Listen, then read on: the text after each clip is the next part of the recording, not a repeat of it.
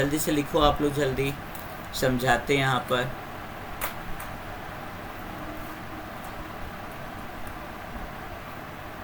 हम समझाए थे आप लोग को, अगर एक हाफ सेल का बात करें तो हाफ सेल में इलेक्ट्रोलाइट रहता है, उसमें एक रड रहता है। इलेक्ट्रोलाइट रहता है कि हम मेटल को दे दें और मेटल जाके रड पे चिपक जाए, और रड चाहता है कि हम इलेक्ट्रॉन छोड़ के वहाँ से चले जाए। दैट मीन्स इलेक्ट्रोलाइट चाहता है कि जो रड है वो पॉजिटिवली चार्ज हो जाए, और जो रड पे का मेटल रहता है वो भागना चाहता है, उसको नेगेटिवली चार्ज बनाना चाहता है। इस तरह दोनों के पावर में अंतर आया था, उसी को कहते हैं इलेक्ट्रोड पोटेंशियल। नहीं, अब इलेक्ट्रोड पोटेंशियल का पावर सभी का क्या कहता है, यूनिट कंसंट्रेशन में, under the condition of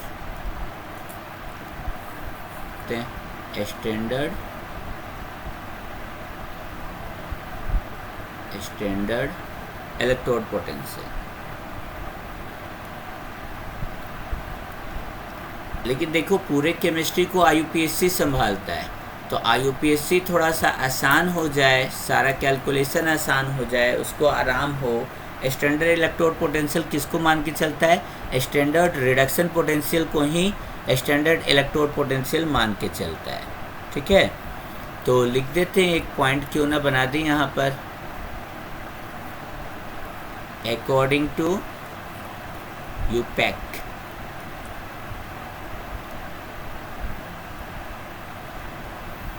standard reduction potential को ही आजकल न्यूमेरिकल बनाने के लिए सॉल्व करने के लिए इसी को माना जाता है। क्या माना जाता है, standard reduction potential is known as,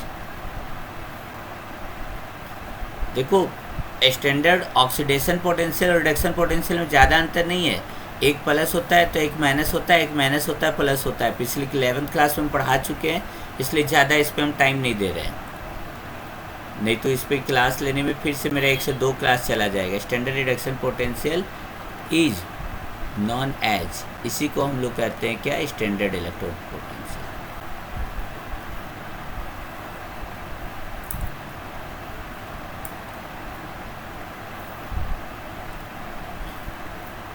तो स्टैंडर्ड रिडक्शन पोटेंशियल और ऑक्सीडेशन पोटेंशियल में बस एक ही चीज़ का अंतर है, वो साइन। अगर एक प्लस है तो दूसरा माइनस, एक माइनस है दूसरा प्लस होगा, बस यही चीज़ को ध्यान में रखना है। चलिए इसको ध्यान में देखिएगा, ऑक्सीडेशन और रिडक्शन पोटेंशियल दोनों सेम होता है, केवल क्या होता है, साइन इसमें रिवर्स होता है। पोटेंशियल का मतलब होता है क्या, पावर, सेल का पावर। ठीक है, तो सभी को मालूम है, आप लोग को डेनियल सेल और गैल्वेनिक सेल हम जब पढ़ाए थे तो उसमें समझाए थे आप लोग को कि एनोड जहाँ ऑक्सीडेशन होता है वो एनोड कहलाता है, जहाँ पर रिडक्शन होता है वो कैथोड कहलाता है। ये ना बताए थे, लिख देते हैं यहाँ पर, इना उसको क्या कहते हो, जहाँ ऑक्सीडेशन होता है उसको क्या कहते हैं, oxidation takes place is called anode, is called, उसको हम लोग कहते हैं एनोड।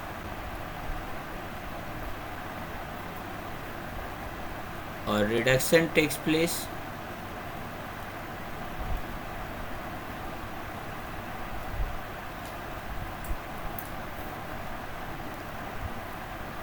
Is called cathode. फिर से बता रहे हैं कि डेनियल और गैल्वेनिक सेल में हाफ सेल जिसमें ऑक्सीडेशन होता है उसको एनोड कहते हैं, जिस पर रिडक्शन होता है उसको कैथोड कहते हैं। एनोड पर नेगेटिवली चार्ज रहता है, कैथोड पॉजिटिवली चार्ज होता है। इसका मतलब हो ना हो दोनों के पावर में अंतर होगा, नहीं समझ में आ रहा है, इसका मतलब पक्का उन दोनों के बीच में क्या होगा, पावर का अंतर होगा। ठीक है, जैसे ही अगर हम लोग स्विच वगैरह ऑन करेंगे, इलेक्ट्रॉन क्या हो जाएगा, नेगेटिव इलेक्ट्रोड से पॉजिटिव इलेक्ट्रोड की तरफ भागेगा, और जो करंट होगा क्या होगा, पॉजिटिव से नेगेटिव की तरफ भागेगा। ये सब तो बताए थे ना पिक्चर में हम, नहीं फिर से समझो। जैसे ही स्विच ऑन किए, स्विच ऑन करोगे तो एनोड साइड से, याद करो एनोड साइड से, सॉरी इधर से नहीं, यहाँ एनोड साइड से कैथोड की ओर क्या आएगा, इलेक्ट्रॉन आएगा। और हम लोग जानते हैं इलेक्ट्रॉन जिधर फ्लो करेगा करंट उसके उल्टे दिशा डायरेक्शन में फ्लो करेगा। ये सब तो हम समझाए हुए थे, पिक्चर भी बनवाए थे। ठीक है, याद रखिएगा। इलेक्ट्रॉन जिस डायरेक्शन में इलेक्ट्रॉन फ्लो करता है, करंट इलेक्ट्रिसिटी उसके अपोजिट डायरेक्शन में बहता है। इसका मतलब नेगेटिव से पॉजिटिव की ओर इलेक्ट्रॉन जाएगा और जो करंट बहेगा वो पॉजिटिव से नेगेटिव की ओर बहेगा। यहाँ तक समझ में आया? ठीक है। यही जो पोटेंशियल डिफरेंस हम लोग को देखने मिल रहा है किसमें, दोनों हाफ सेल में, ऑक्सीडेशन हाफ सेल और रिडक्शन हाफ सेल में, दो इलेक्ट्रोड है ना, दोनों का, इसी को हम लोग कहते हैं सेल पोटेंशियल, सेल का power. To negative electrode current का फ्लो हो जाएगा।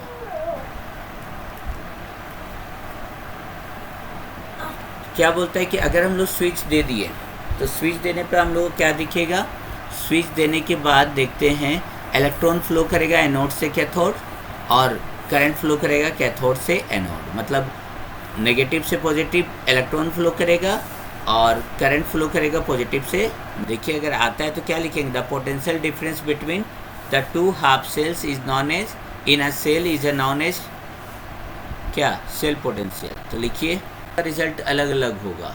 तो जब भी प्रैक्टिकल किया था कि स्टैंडर्ड टेम्परेचर रहता है, स्टैंडर्ड प्रेशर रहता है, तो जब मतलब एक तरह का रहता है तो इसको स्टैंडर्ड वर्ड कहते हैं। तो ये हो गया standard electro cell potential, standard cell potential, इसको क्या पड़ेगा, standard cell potential is equal to standard reduction potential of cathode, standard reduction potential of anode. तो ये हो गया आपका मेन फार्मूला किसका हो गया बेटा, स्टैंडर्ड सेल पोटेंशियल का फार्मूला। तो चलिए यहाँ वेयर करके लिख देते हैं हम लोग।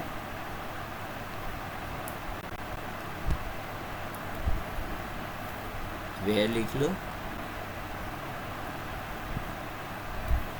वेयर ई सेल हो गया आपका क्या, सेल पोटेंशियल। लेकिन जहाँ ऊपर एक कैप पहना दोगे ये कहलाएगा स्टैंडर्ड इलेक्ट्रोड पोटेंशियल।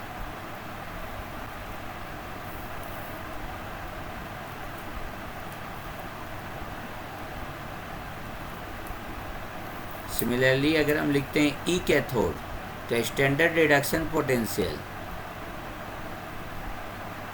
नहीं स्टैंडर्ड नहीं बोलेंगे क्योंकि अभी कैप नहीं है, तो सिर्फ लिखेंगे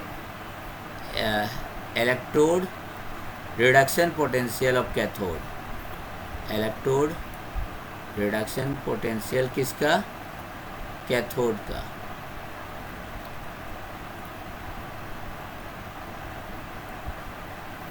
अब बोलेंगे सर अगर कैप पहना दी ऊपर तो बस लिख लोगे आपस में क्या, यहाँ पर स्टैंडर्ड वर्ड लगा देना, बाकी सब कुछ ऊपर वाला ही रहेगा। स्टैंडर्ड वर्ड लगा देना, बाकी electrode reduction potential of cathode हो जाएगा।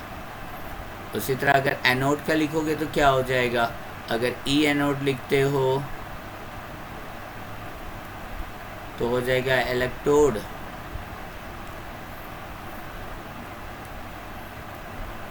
रिडक्शन पोटेंशियल ऑफ कैथोड,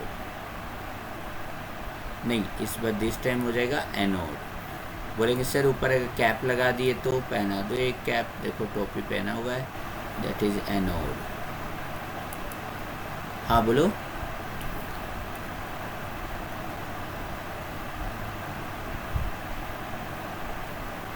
यहाँ पे इलेक्ट्रोड नहीं होगा, सेल होगा, स्टैंडर्ड सेल। अब आ गया इसका मतलब, देखो अब कि यहाँ स्टैंडर्ड छोड़ दिए, क्या कहोगे, बुढ़ापा आ गया। Standard electrode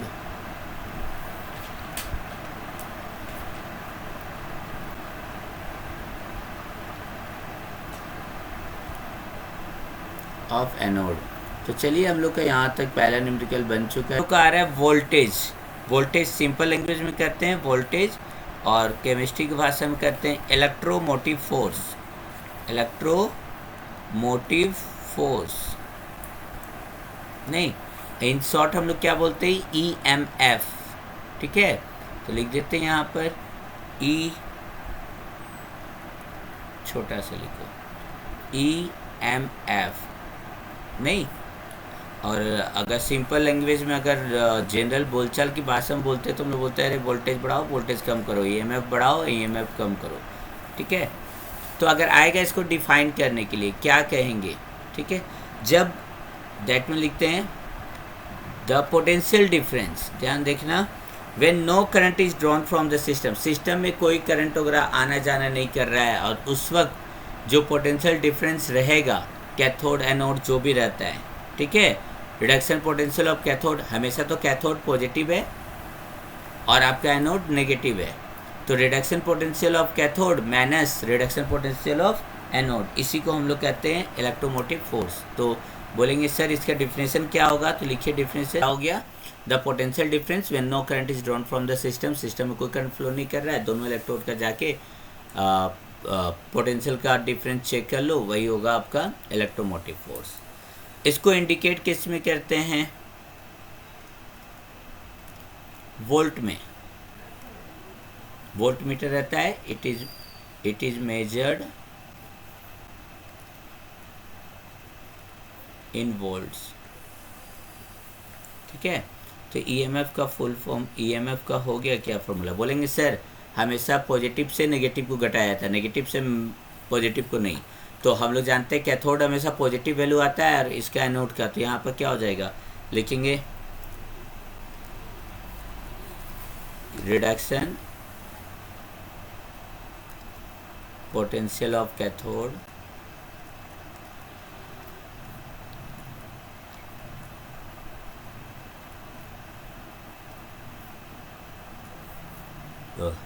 reduction minus reduction potential of anode. तो चलिए यहाँ तक हम लोग बना चुके हैं और ये भी हम लोग का कंप्लीट हो गया, रिडक्शन पोटेंशियल ऑफ एनोड। हाँ, छोटा सा इसमें क्वेश्चन क्या डाल सकता है कि बताओ किसी का भी वोल्टेज किसके ऊपर डिपेंड करेगा, ईएमएफ किसके ऊपर डिपेंड करेगा? ठीक है, तो बोलता है कि जो मेटल से बनाया गया है इलेक्ट्रोड उसके ऊपर डिपेंड करेगा। आप लोग को मालूम है ना कि हम बताएं Fe और Ag है, तो बताओ Fe का एनोड बनाओगे कि Ag का एनोड बनाओगे? Ag और कॉपर है, तो बताओ Ag का एनोड बनेगा कि कैथोड बनेगा, कॉपर का क्या बनेगा? इस तरह का हम आप लोग को बताए थे, एक लिस्ट भी तैयार करवाए थे, फिर से एक बार भी तैयार करवाएंगे अभी हम आप लोग को। ठीक है, तो सबसे पहला ईएमएफ वगैरह है वो किसके ऊपर डिपेंड करता है? वो डिपेंड करता है नेचर ऑफ मेटल और आयन। दूसरा चीज़, आपने जो उस बैटरी के अंदर इलेक्ट्रोलाइट्स भरा है, ज़्यादा भरा है कि कम भरा है, उसके ऊपर डिपेंड करता है। और तीसरा तो है ही, सारा केमिस्ट्री का रिएक्शन किसके ऊपर डिपेंड करता है? टेम्परेचर के ऊपर। तो लिख लीजिए यूज्ड। तो ये था आप लोग का एक टॉपिक और ख़त्म हो गया। एक टॉपिक आप लोग का और क्या, तो फिर से हेडिंग दो आप लोग, सेल रिप्रेजेंटेशन।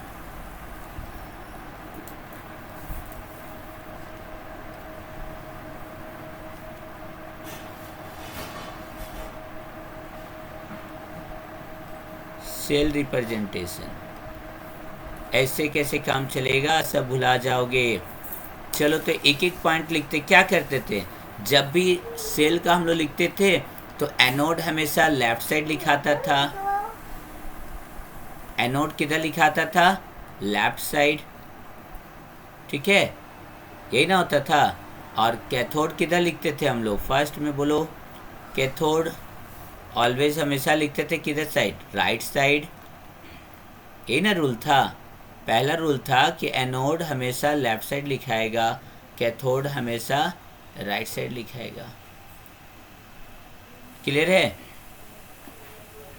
और बीच में याद करो, अभी बताए थे जिंक है और जिंक, मेटल और मेटल आयन के बीच में क्या होता है? एक वर्टिकल लाइन, एक ऐसा लाइन डालते हैं सीधा, तो लिख देते वर्टिकल लाइन ही लिखते हैं। ठीक है, अब वर्टिकल लाइन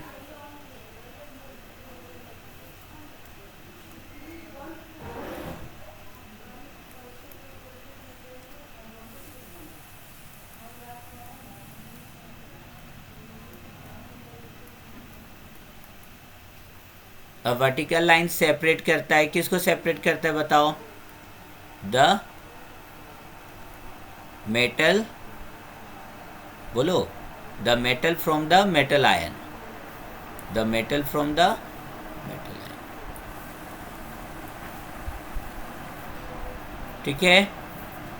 मेटल आयन कहाँ से आता है, तो इलेक्ट्रोलाइट, मेटल आयन ही कहाँ से आया हुआ रहता है, electrolytic solution.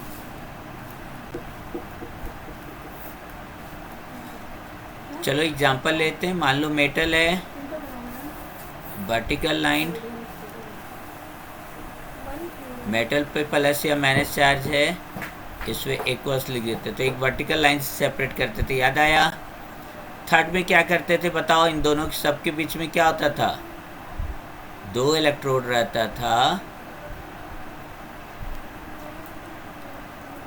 Double vertical line डालते थे, जिसको साल्ट ब्रिज आप लोग कहते थे, तो लिखते double vertical line indicates a salt bridge. याद आया कुछ, ऐसा रहता था, metal vertical line, metal plus ये 2 वर्टिकल लाइन, ये हो गया मेटल प्लस, और यहाँ पर वर्टिकल लाइन मेटल। ये generally most of the case में सॉलिड रहता था, जहाँ प्लस माइनस आएगा वो एक्वस रहेगा, ये न्यूमेरिकल एक्वस बनाएंगे, ये सॉलिड होगा, होता गया।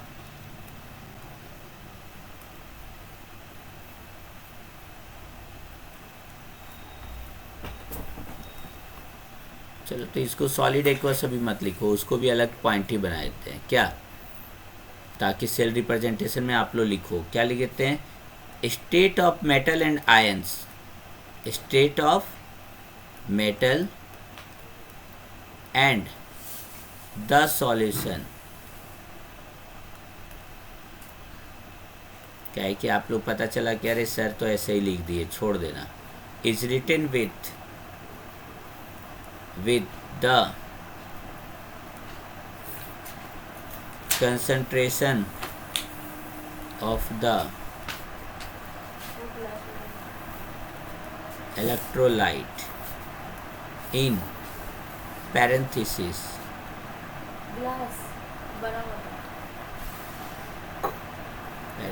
parenthesis मतलब ब्रैकेट के अंदर डालना है, दैट मीन्स अगर मेटल है ये सॉलिड होगा, अगर आयन है तो क्या करोगे, इसके साथ एक्वस लिखना होगा वर्ड, ये तो साल्ट ब्रिज को इंडिकेट करेगा, यहाँ पर मेटल प्लस आएगा, जो भी हो एक्वस लिखना होगा इसके पैरेंथेसिस में, और यहाँ पर लास्ट में आ गया मेटल। चलो तो ये हो गया आप लोग का फुल्ली सेल रिप्रेजेंटेशन का तरीका।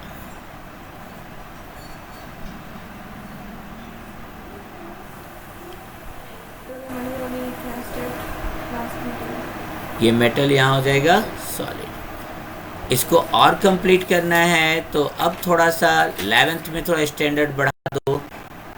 जब भी एक्वस है इसका मतलब कुछ ना कुछ उसका मिलीलीटर लीटर कुछ ना कुछ वैल्यू दिया होगा। एक्वस वर्ड लिखेंगे हम लोग, और एक्वस लिखने के बगल में उसको मान लो कंसंट्रेशन है इसका C1 पहला, नहीं दूसरा, यहाँ पर क्या हो जाए दूसरा वाला मेटल, इसका भी कुछ ना कुछ कंसंट्रेशन चेंज होगा, तो एक्वस के साथ इसका कंसंट्रेशन मान लो कि C2 लिख देते हैं, ठीक है। और ये हो गया आपका मेटल सॉलिड। अब ये हो गया पूरा का पूरा सेल रिप्रेजेंटेशन। तो चलिए एक एग्जांपल के साथ बताते हैं कि सेल को रिप्रेजेंट हम लोग कैसे करते हैं।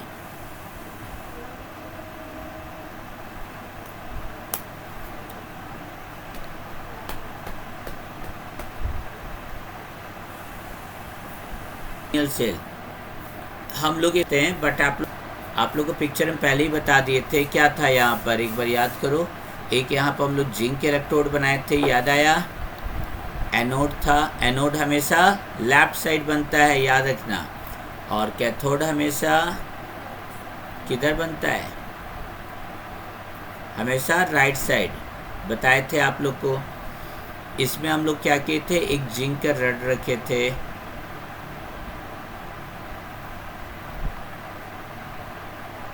नहीं, और इसमें हम लोग क्या रखे थे, एक कॉपर का रड रखे थे, याद आ रहा है सभी को।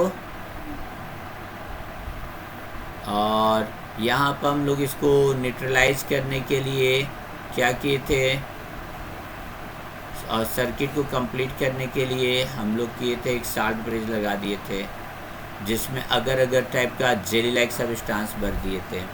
और इसमें भरा हुआ था आपका इलेक्ट्रोलाइट। क्या भरा हुआ था? इलेक्ट्रोलाइट भरा हुआ था। जिंक है तो जिंक का साल्ट, कॉपर है तो कॉपर का साल्ट।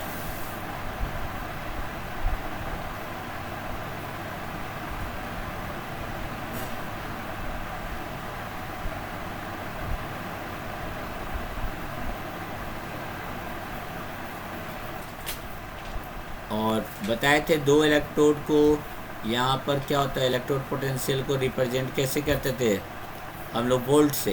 तो यहाँ पे एक वोल्ट मीटर लगा दो जो कि यहाँ पे क्या करेगा, इसका मेजरमेंट करेगा कि कितना फ्लो कर रहा है करंट और कितना फ्लो नहीं कर रहा है। ठीक है, वोल्ट मीटर लगा दो।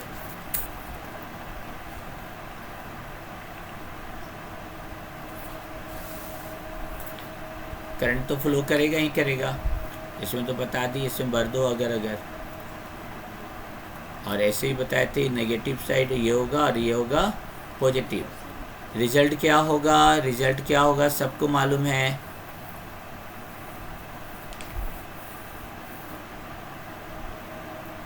रिजल्ट सबको मालूम है क्या होगा। इलेक्ट्रिसिटी फ्लो करेगा, किधर से किधर फ्लो करेगा? ये इलेक्ट्रॉन फ्लो करेगा, इधर से इधर इलेक्ट्रॉन फ्लो करेगा। और करंट इलेक्ट्रिसिटी किधर से किधर फ्लो करेगा? इधर से इधर करंट फ्लो करेगा। ये क्या था? जिंक का रड था।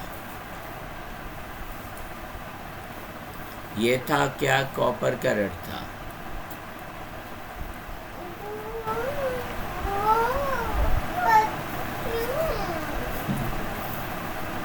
ये हो गया जिंक का सल्फेट, ये हो गया कॉपर का सल्फेट। नहीं, रिजल्ट क्या होता है भैया? यहाँ से Zn यहाँ भागेगा Zn2+, नहीं, और यहाँ पर क्या हो गया? दो इलेक्ट्रॉन रह गया, इलेक्ट्रॉन इलेक्ट्रॉन, फिर से यहाँ टूटेगा Zn2+, टूट के यहाँ आएगा और इलेक्ट्रॉन यहाँ आते जाएगा और ये इलेक्ट्रॉन भागेगा पॉजिटिव की तरफ, चूँकि नेगेटिव चार्ज है पॉजिटिव की तरफ भागेगा। यहाँ क्या होता था? CuSO4 जो इलेक्ट्रोलाइट है वो होगा Cu2+ और SO4 2- में, SO4 2-। आ रहा समझ में? ठीक, SO4 2-। अब ये Cu2+ यहाँ से जो इलेक्ट्रॉन आ रहा है उसको कैच करेगा। यहाँ से इलेक्ट्रॉन आ रहा है ना, इलेक्ट्रॉन यहाँ से आ रहा है, इसको कैच करेगा Cu2+ और यहाँ बन जाएगा Cu बन के इसके ऊपर चिपकते चला जाएगा। यही तो हो रहा था। दैट मीन्स यहाँ क्या हो रहा था?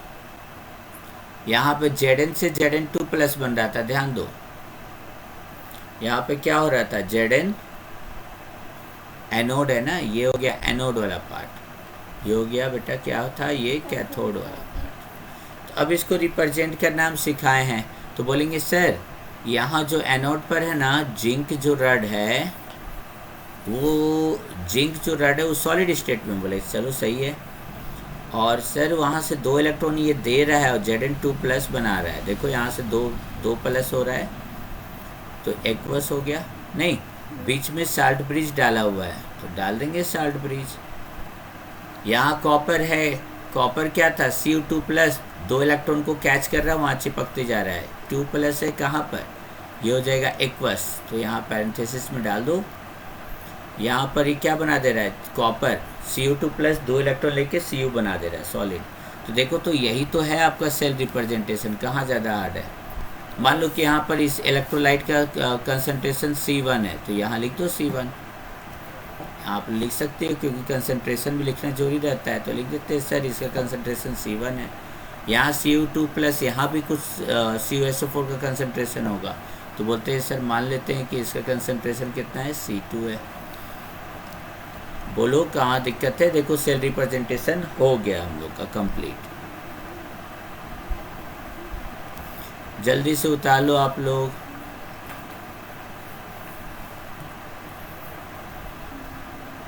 यही फायदा होता है। नहीं, बड़ा से बेरियम, में से मैग्नीशियम, ए से एल्युमिनियम, जिंक तो हो ही गया, अ से आयरन, न से निकेल, टी से टीन, ल से लेड,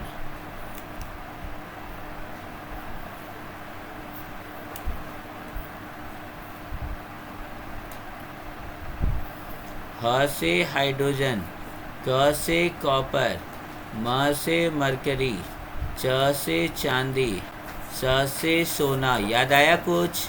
और सबसे लास्ट में प्लेटिनम तो होता ही है। ये हो गया reactivity series in decreasing order. ये रिएक्टिविटी सीरीज है जो आपका रिएक्टिविटी क्या है, डिक्रीजिंग ऑर्डर में।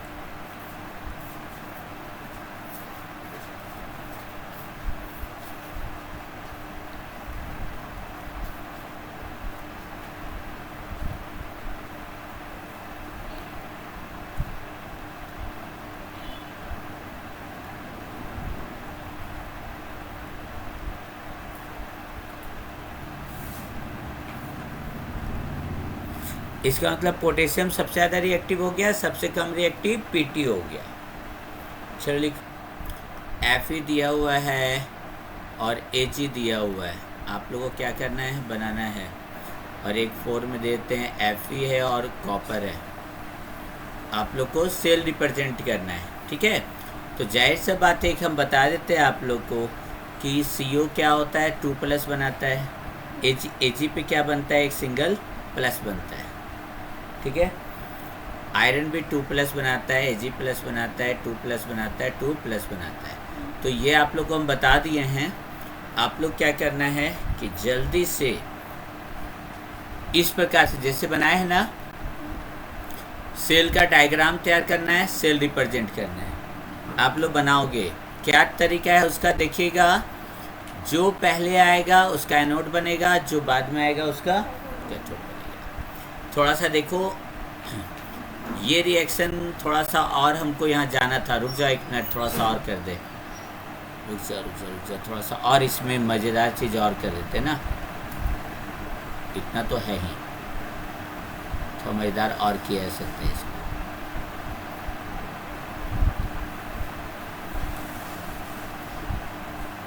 सारे जैसे 2 हाफ सेल हो गया ना, अगर ध्यान से देखो तो 2 हाफ सेल, एक जिंक हाफ सेल है और एक कॉपर हाफ सेल है।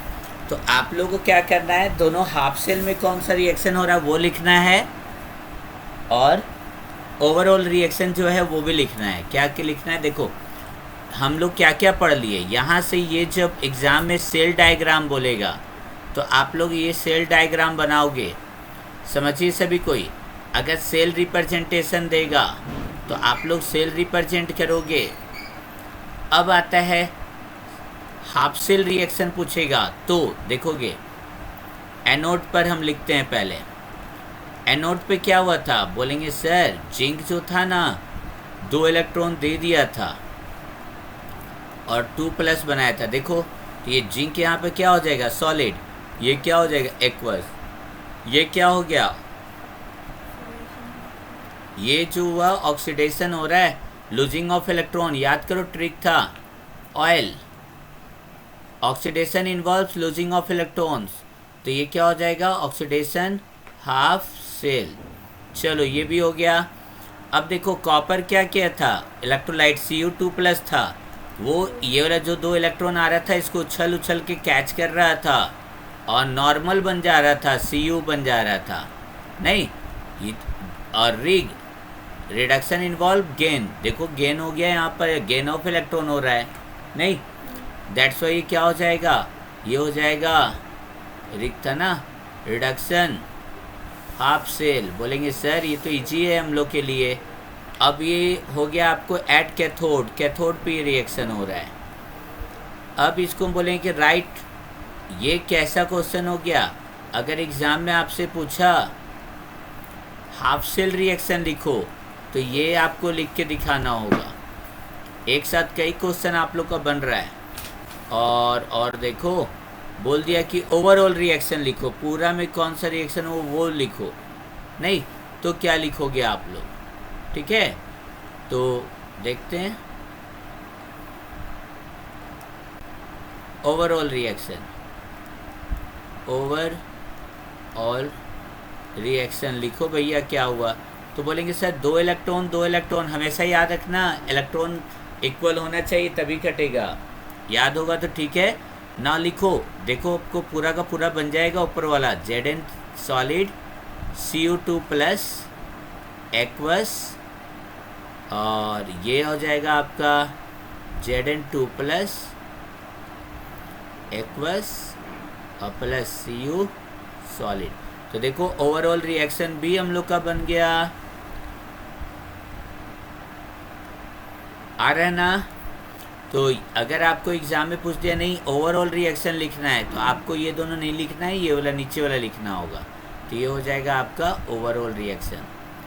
तो एक साथ देख लीजिए, स्नेहा, श्रेया, मुस्कान, ये लोग तो पढ़ चुकी पहले। आप लोग न्यू कैंडिडेट हो। आकाश, मोनू वगैरह पढ़ चुका है पहले ही शायद। मोनू पढ़ा था ये सब। Standard electronic standard cell potential निकालना है, यही क्वेश्चन है इसका। चलिए क्वेश्चन को थोड़ा टफ करना रहता, हम ये वाला पार्ट आप लोग को नहीं देते, हम सिर्फ देते ये वाला हिस्सा, यहाँ से इतना देते और बोलते कि इसका सेल का डायग्राम बनाओ। नहीं, आप सेल का डायग्राम बनाओ, सेल रिप्रेजेंट करो, हाफ सेल रिएक्शन लिखो, ओवरऑल रिएक्शन लिखो और स्टैंडर्ड सेल क्या कहते हैं सेल पोटेंशियल निकालो। ये रहता हम क्वेश्चन। लेकिन चलिए आप लोग किस्मत कहाँ ज़्यादा हार्ड था, हो गया सेल रिप्रेजेंटेशन।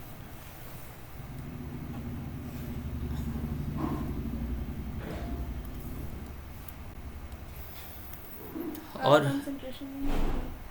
कंसंट्रेशन नहीं ना दिया हुआ है, तो C1 में नहीं लिखेंगे। नहीं C1 को नहीं दिया तो क्या लिखोगी। अब स्टैंडर्ड सेल पोटेंशियल निकालो। तो इसका होता है स्टैंडर्ड कैथोड का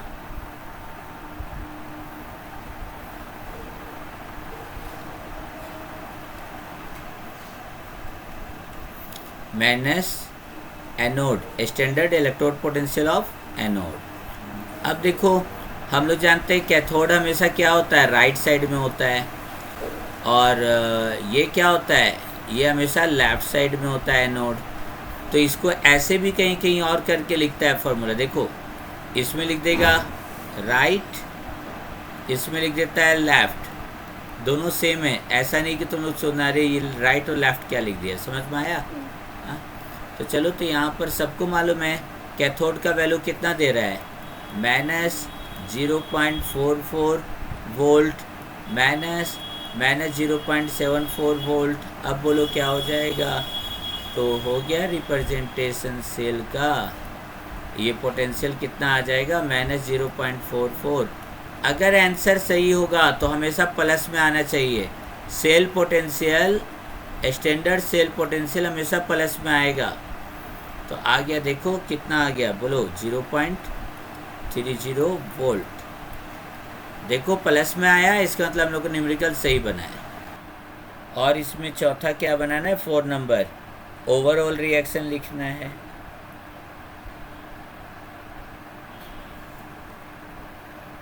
फाइव में आपको बताना है flow of direction of electron, किधर से किधर इलेक्ट्रॉन फ्लो करेगा।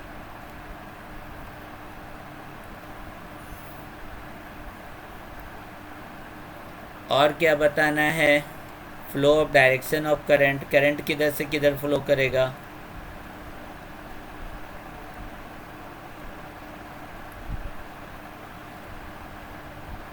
और क्या बताना है, आपको बताना है स्टैंडर्ड सेल पोटेंशियल।